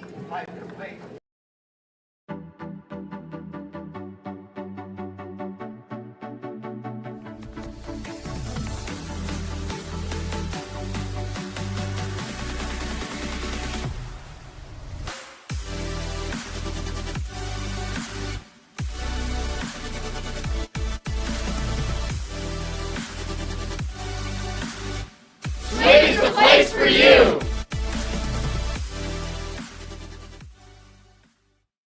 Here in Greater Des Moines, we're the unexpected sports mecca that feels like home. We are the big ballers, the little kickers, the underdogs, and the bulldogs. We've got events wacky and wild, big and small, we host them all. And that old sports cliche, nobody believes in us? Nah, when you come here, you'll believe it. Because in Des Moines, only the S's are silent. Let's go!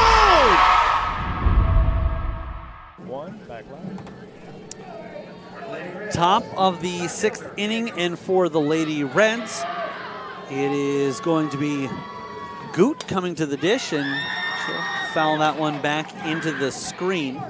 For Missouri Valley, they have 1 run on 4 hits, 4 errors, and they have stranded 3. Van Meter, 6 runs on 5 hits, no errors, and they have left 5 on the base paths. Called strike, and quickly out in front is Blomgren with an 0-2 count. Got 6 more outs if you're Missouri Valley. We can say that. They don't want to think about it. This is popped up. Well, that's the fun and the luxury we're provided on the media side, because as somebody who's worked in sports talk radio, and we look ahead to opponents and possible, but that can't be the athlete's mentality. They can't worry about that. They've just got to worry about going out and putting their best at-bat they can. Unable to catch up with that was Leah Goot. And so she strikes out swinging, and so did striking out were the 4 teammates ahead of her. So Blomgren has mowed down 5 straight, and now looking at 12 of the 16 outs she has recorded have come with a batter not putting the ball in play. Which, if I'm not mistaken, that is the most we've seen here at the state tournament in these 2 days. Most strikeouts by a single player. So Blomgren now with that in her back pocket and with time to try to expand it, although she'll take it out here as it's popped up to the left fielder. Basket catch by Destiny Sparks. May not have looked perfect, but what I really liked out of it is, even though it was coming into the glove, get that second hand and cover the lid just in case, as you're running in kind of awkwardly in the Bermuda Triangle that is the first baseman, second baseman, and right field. Better safe than sorry. I have not seen a right fielder without a cap or sunglasses yet, and Sparks is one of those. It was amazing that she was able to see. She is able to make the out. They'll smoke this one. It hits off of the shortstop net and prevents that from getting further than a couple of blades into the outfield. But it is going to be a base runner for the Missouri Valley squad, and they will grade that an E6. And with Anderson on first, now it's Emma Goot, the shortstop, who comes up to bat.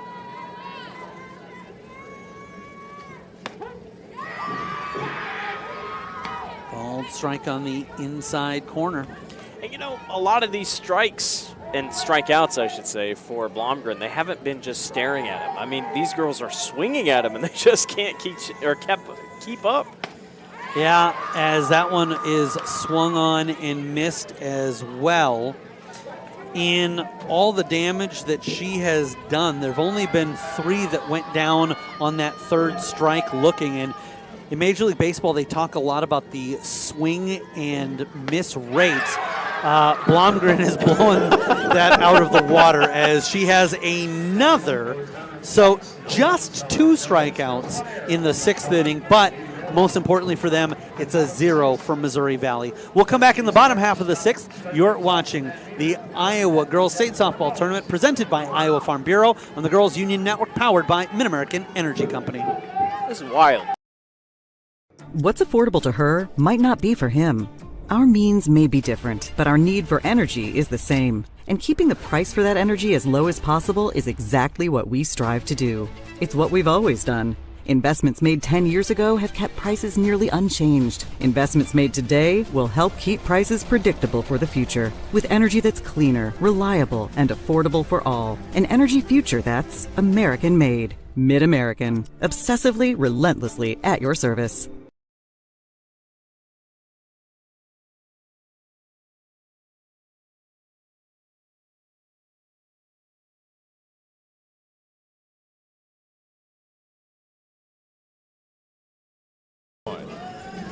And welcome back to beautiful Fort Dodge, home of the Iowa Girls State High School Softball Tournament each and every year. I know that sometimes the locales of certain state tournaments will be in a rotation. No need to rotate anywhere but here, as not only do they have the facilities, but quite honestly, they have the community. They have it down to a science where, whoops, a game went 8 innings or an 11-5 game went really long, and they're able to say, well, we're going to get the grounds crew out there. We'll get this thing flipped over pretty quickly, and things work around here like clockwork during the state softball weekend. Fouled with a bunt, although the ball was definitely pursued and chased there by Brooklyn Lang. And for a half second, I thought she was going to make the Superman dive attempt, but it's going to be an 0-2 count. She thought about it. She stumbled a little bit, but this is going to be fouled back, and we'll keep the count the same. And it's turned out to be another beautiful day. Clear skies starting to move in, partly cloudy skies. Chance of rain tomorrow. We'll see if it holds off, but another beautiful day here at state softball here in Fort Dodge. Cole looks in, delivers, and that's fouled back. Van Meter has more runs than they do hits right now, 6 and 5 respectively. And they're going to see if they can't knock the ball around the park here a little bit and give themselves a little bit more breathing room. Slapped to Goot. She'll fire over into the glove of Contreras, and one down. Nice pitch and catch play. Shortstop is the hardest position to play in softball, and there makes it look easy. Good pitch and catch play by Contreras. So, coming up for the fourth time is Netton. High rising pitch and laid off of, although Netton probably didn't even give that one a second thought. Cole winds, delivers, and this is elevated. Is there enough room for the catcher? She'll use all of her equipment. Thought about going with the glove away from her, then turned it into her and kind of used it sometimes like a ice hockey goalie does, and just trapping that up against the chest protector. Whatever means necessary, it gets the job done, and quickly the first two batters gone here in the sixth. I've always thought going up above is always tough because you can't see the glove. Well, and you talked about, you know, the sun getting in there. Yep. You've got the fans, they're making noise, especially if they're hoping that that ball drops in. So a good concentration play there by Brooklyn Lang, a junior. And with her and Cole, the sophomore on the mound, as this one is hit into left field, this Missouri Valley squad has got the cornerstones of their squad to try to build off of next year. As for Wallace, that is her second hit of the evening, although that one didn't have quite the torque that the last one did, and now it brings Waldorf to the batter's box. Yeah, I'd put good money on Missouri Valley coming back here next year just for what they return. Timeout taken by Van Meter. Waldorf will have a conversation. We don't know anything for sure, but as you pointed out, it is looking like a good chance that Central Springs will move on. 6-2 now they lead over West Monona in the bottom half of the fifth inning. 25-5, the record of Central Springs, 29-6. West Monona looking for their 30th win of the campaign. Van Meter's already hit that mark at 34-5. And to their credit, Missouri Valley comes in with the fewest losses in Class 2A. They just have 3 blemishes on their record. Not the easiest or not the toughest schedule that they've played by any means, and I'm sure Coach Barker will definitely look at that. We saw that with Sadell in Class 3A. Played nobody last year, made it to the state tournament, got beat up a little bit in the semifinals, and then they came back this year and said, we're going to schedule a harder opponent. Expect Missouri Valley to have a much tougher opponent schedule next year. Waldorf fouls that over the first base side. And I agree with you. I'm sure that's going to be the game plan. Although, in fairness to the coaches and the ADs, it's not as easily just to say, hey, you've got to find people who've got the same dates. You've got to find people who are willing to come play you. As there's a stolen base, but holding up at second is Wallace, despite that one squirting into center field. And then it's also geography has to play in.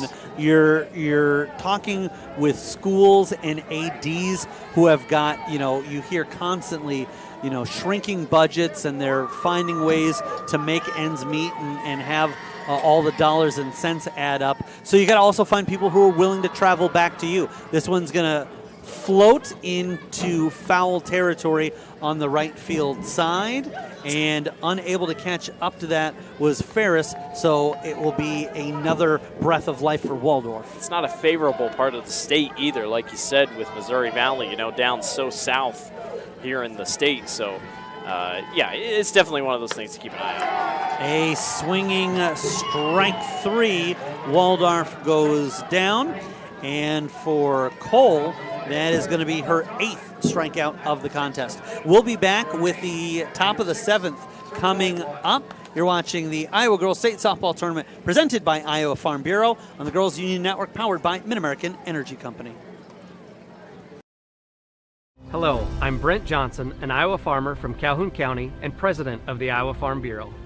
As proud title sponsor of the state softball tournament, the Iowa Farm Bureau is dedicated to creating a vibrant future for Iowa through partnerships and programs that help cultivate individuals with great character, a strong work ethic, and exceptional leadership skills.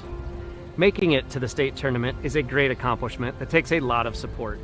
That's why we provide millions of dollars in awards, grants, and scholarships that recognize athletic and academic excellence.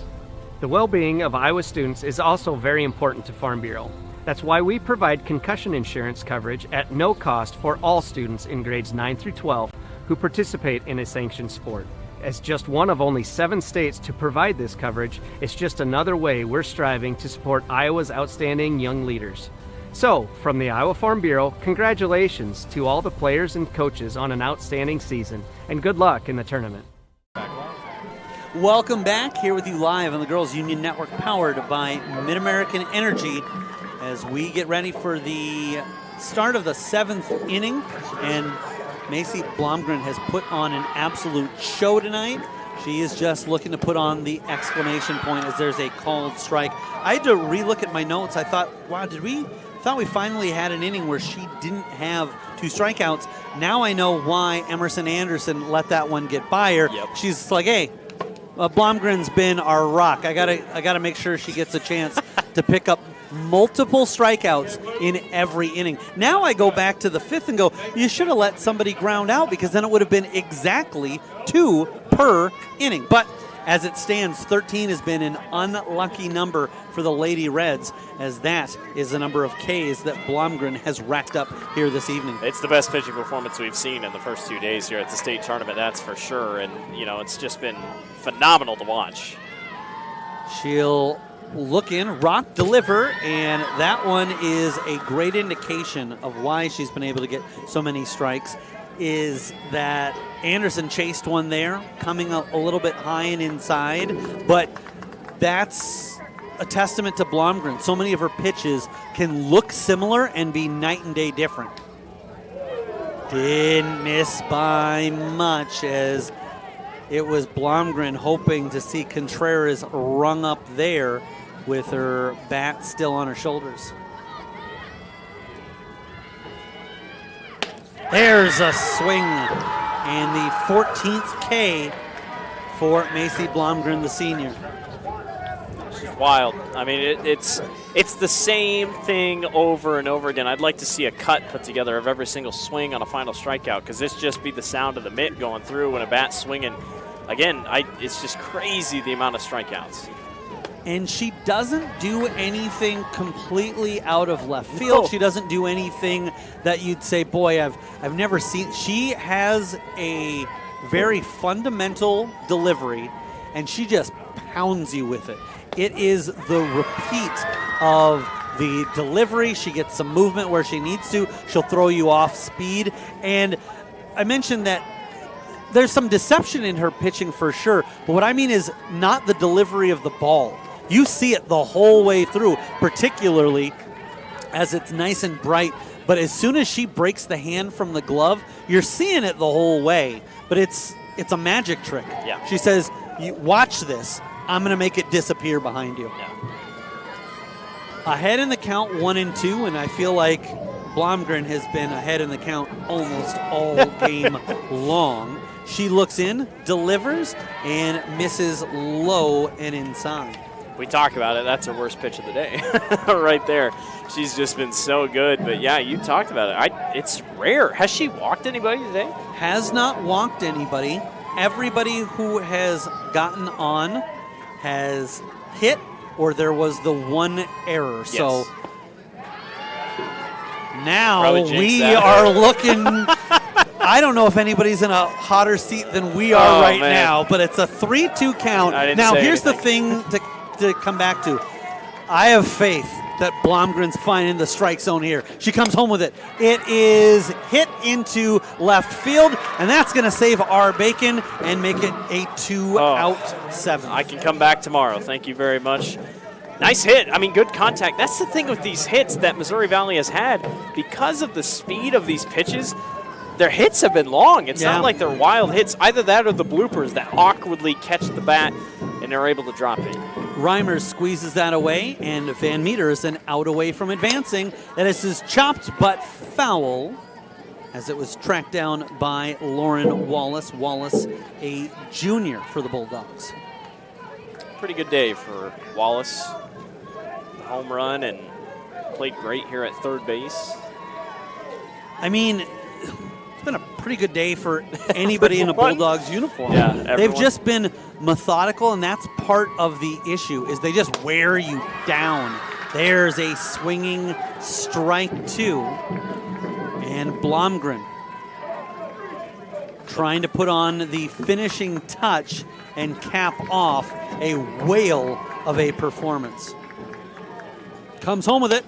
This is popped up into foul territory. Running on, diving to make the play. Was Netton just unable to get to it. That would have been a heck of a way to end it. But back to Blomgren, I mean, not as many pitching starts this year. Only making her 10th start of the year today. Meanwhile, others, Waldorf has started 15, Prickett started 9. But one thing about Blomgren, she has not lost a game yet. She will look in, comes home with it on the 0-2 pitch. And a strike 3. How about that performance? She gets her 15th strikeout on that pitch. She keeps the Lady Reds to just 1 run. And the Van Meter Bulldogs are going to advance to the Class 2A state semifinal with a 6-1 victory. For Missouri Valley, they will be playing tomorrow at one field over on Dodger Field. Van Meter could still take on West Monona, but looking likely that it'll be Central Springs their opponent. That game will be over on the Iowa Central Field, and that will take place at 5:30 with one of those two teams to be the opponent. So we would like to thank everybody who was a part of the broadcast. Randy Nielsen, our camera operator, Justin Wolber, our engineer and producer, Blake Walker, our color commentator, and myself, Eric Zamora, providing the play-by-play. One final time in Class 2A quarterfinal action, a 6-1 victory for Van Meter over Missouri Valley. You've been watching the Iowa Girls State Softball Tournament presented by Iowa Farm Bureau on the Girls Union Network, powered by Mid-American Energy Company.